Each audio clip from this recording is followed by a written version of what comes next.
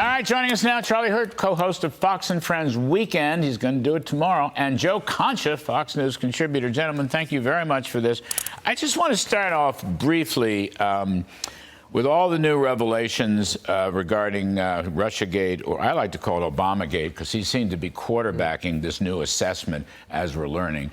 And a lot of people are going to have to lawyer up if they don't get busted, and that's going to be a problem. Obama's not one of them. He owes it to Trump because presidents are not culpable for criminal proceedings. But, Charlie, what, politically, so big splash this week, right?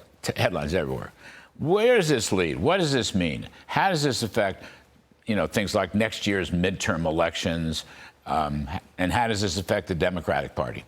Well, the first biggest thing, I think, is the damage it does to their credibility. Mm-hmm. And you can go through, and we have these internet sleuths, and I just love them, because they can dig through every speech, every quote, everything that any of these Democrats have said over the last couple of years, and find these just outrageous claims. Obviously, Adam Schiff is at the top of that list, where he was talking, he would come out of meetings where they would be looking at their investigation, and claim that he saw stuff in private that was so much more damning than anything that they've been able to say out in public.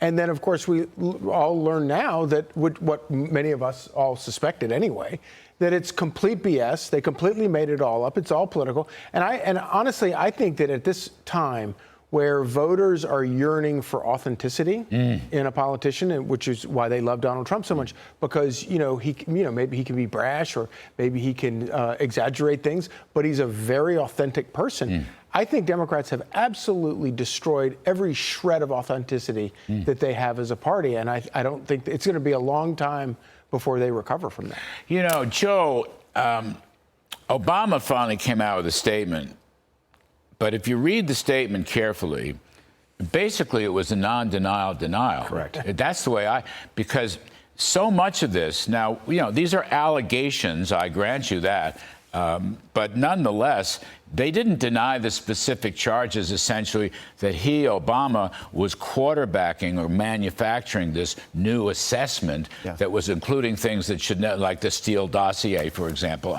I won't go through every darn thing. Molly Hemingway calls it seditious. I just love that word, seditious. It has a great history in America. But, he didn't really come out. He didn't really say, I didn't do this, I didn't do that, I had nothing to do with that. He never said that. It was more like a playing dumb exercise. Yeah. Right? We thought the Russians were hacking this election. And you look at polls after the 2016 election, 80% of Democratic voters thinks not that the Russians not only interfered in the election, but they actually changed vote totals for Donald Trump. So whatever campaign they ran, it had a huge impact. But I don't think this is really going to affect 2026. And the reason why, and Molly brought up sedition, she also says the media should be investigated for obviously, A, pushing this lie, and B, now, if they do cover it, they dismiss it.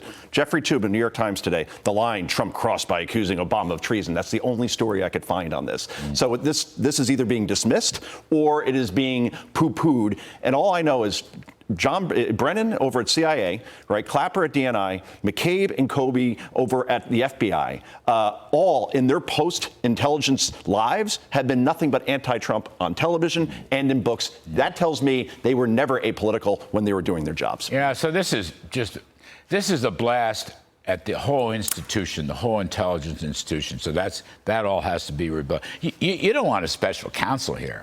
Should the Justice Department just do its job and investigate these things? I would think that would be the preferable way of doing it. But I think that the point that Joe makes is such an important one. The reason that all of these intel officers were coming out and going after Donald Trump, we were told, is because he was in cahoots with the Russians, or at least they believed he was in cahoots with the Russians. And it turns out that we now know even they did not believe he was in cahoots. The career guys particularly, right? The second and third levels were saying, no, don't do this. Right. They didn't even believe it. Right. And I think that So that makes it worse, doesn't it? I think it makes at least on paper. I think it makes it infinitely worse. And it also proves the important point, which is the deep state really is in the bag for the Democrat Party and trying to do whatever they will use whatever power and resources they have within the government that we taxpayers pay for in order to protect Democrats and go after Republicans. So, Joe, let's talk for a second. Kim Strassel, very good Wall Street Journal. Democrats are blaming messengers, but not message.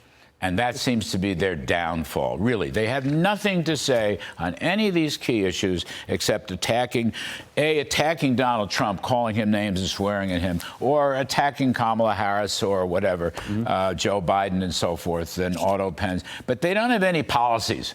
And it seems to me that's a problem that's going to catch up to. Politics is about policies.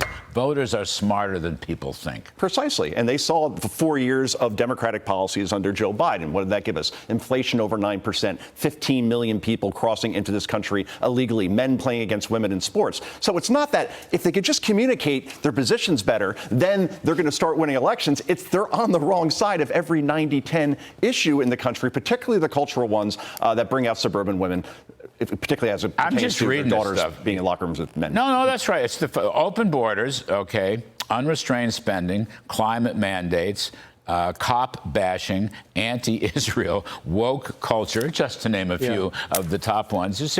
I mean, they haven't corrected any of that. Right. And actually, I would argue, Charlie, their communication skills are very good. AOC is a superb communicator. The problem is what she's saying. Right. Well, also, they have the media on their side. If you have them on your side, your communication is pretty much decent. Solved. You've got that taken care of. But I think that this goes back to the credibility of the media. You know, another way of looking at all this is it's kind of amazing the election was within reach for Democrats this last time. When you talk about the number of issues, 90-10 issues that the Democrats were on the wrong side of, the only reason they're still in the game is because of the media. And I think that with every single election and with every single year that more of these stories come out, I think the credibility of the media is completely shredded, and I think that they are looking at a 10-year sort of rebuilding before they get out of this. So, Joe, I hate to press this, but it was a New York Post story yesterday. I just had my 38th wedding anniversary. I love weddings. I love wedding receptions. I didn't know this about you. But here's the aspiring mayor, Mandami the Commie, as Trump calls him. The aspiring mayor went and had, a rehash of his wedding reception or something. He was married last year. I don't think his wife is with him here in, wait for it, Uganda. Yeah. Now, I can understand why he might want to skip town to get out of the heat that's coming down on his head, although not sufficient for the Democrats to go away. But to go to Uganda, here, let me rephrase this. What's wrong with a marriage in America, for example? Or even better, since you aspire, what's wrong with a marriage in New York City? Wouldn't that be, having your wife join you in the city and having this grand reception, and maybe some Democrats will actually come to it? I mean, the Uganda thing doesn't play well with me. It doesn't play well with most voters. The problem is, that's what I think. If you don't want Mamdani to win, well, somebody's got to drop out of this race, right?